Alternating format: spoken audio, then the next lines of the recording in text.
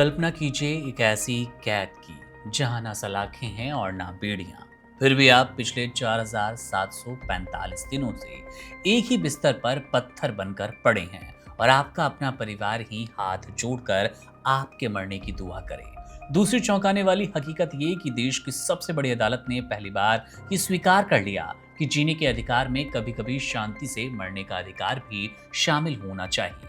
सर्वोच्च न्यायालय ने बुधवार को हरीश राणा बनाम केंद्र सरकार के मामले में जो ऐतिहासिक फैसला सुनाया, वो भारत के कानूनी इतिहास में एक बड़े बदलाव का संकेत है। गाजियाबाद के 32 वर्षीय हरीश राणा 13 साल पहले एक इमारत से गिर गए और तब से वे परमानेंट वेजिटेटिव स्टेट यानी कि पूरी तरह से अचेत अवस्था में थे। उनके माता पिता ने अपने बेटे को इस असहनीय पीड़ा और मशीनी जीवन से मुक्ति दिलाने के लिए कोर्ट का दरवाजा खटखटाया। जस्टिस जीबी पारदीवाला और जस्टिस केवी विश्वनाथन की बेंच ने हरीश की हालत को देखते हुए भारत में निष्क्रिय इच्छा मृत्यु यानी कि पैसिव यूथेनेशिया की अपील को स्वीकार कर लिया। इस शब्द की खूब चर्चा है, आपने हर जगह सुना होगा, आज दिन भर सुना होगा कि पैसिव यूथेनेशिया ट्रेंड भी कर रहा था। आखिर इसका अर्थ क्या है, इसके बारे में भी वीडियो में बात करेंगे।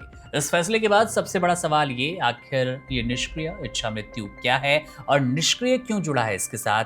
क्या कोई सक्रिय इच्छा मृत्यु भी होती है? इसका जवाब है हाँ। चलिए उस पर भी बात करते हैं। जाहिर तौर पर इसका नाम निष्क्रिय इच्छा मृत्यु है, तो ये उस इच्छा मृत्यु से कितनी अलग है जिसे हम अक्सर फिल्मों या फिर चर्चाओं में सुनते हैं। दरअसल इच्छा मृत्यु दो प्रकार की होती है। पहली है सक्रिय इच्छा मृत्यु, जिसमें डॉक्टर मरीज की जान लेने के लिए सीधे तौर पर कोई घातक इंजेक्शन या जहर देते हैं ताकि उसे तुरंत दर्द से राहत मिले।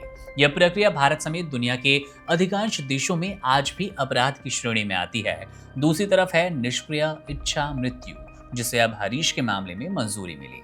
इसमें डॉक्टर मरीज को सीधे तौर पर नहीं मारते, बल्कि उसे कृत्रिम रूप से जिंदा रखने वाले तमाम साधनों को हटा लिया जाता है। उदाहरण के तौर पर अगर कोई मरीज वेंटिलेटर, डायलिसिस या लाइफ सपोर्ट सिस्टम के भरोसे सांस ले रहा हो, तो उन मशीनों और दवाओं को बंद किया जाएगा। इसका मकसद मरीज को प्राकृतिक मौत की ओर बढ़ने देना है, ताकि मशीनों के जरिए उसके संघर्ष को जबरन न खींचा जाए।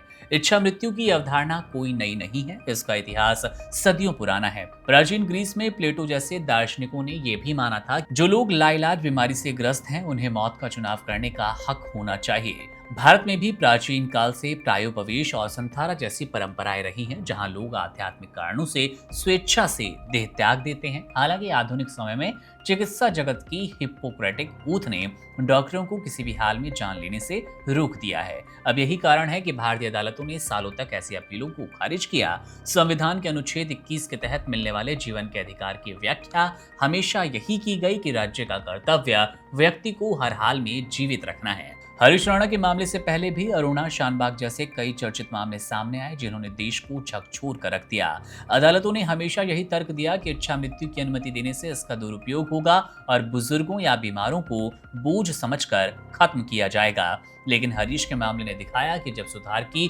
कोई भी गुंजाइश ना बचे और जीवन केवल एक मशीनी बोझ बन जाए, तो वहां मौत दया के समान होती है। कोर्ट ने अब ये साफ कर दिया कि गरिमा के साथ मरना भी एक मौलिक अधिकार है। आज जब नेदरलैंड, बेल्जियम और कनाडा जैसे देश सक्रिय इच्छा मृत्यु को भी कानूनी रूप दे चुके हैं, भारत ने निष्क्रिय इच्छा मृत्यु को अपनाकर एक संतुलित रास्ता चुना। यह फैसला उन हजारों परिवारों के लिए किसी राहत से बिल्कुल कम नहीं है, जो अपनों को तड़पते हुए देखने की लाचारी झेल रहे हैं। अब हरीश को मशीनों के सहारे नहीं, बल्कि प्रकृति के न्याय के साथ अपनी अंतिम यात्रा मिल गई है। अपनी अंतिम यात्रा पर जाने की अनुमति मिली है।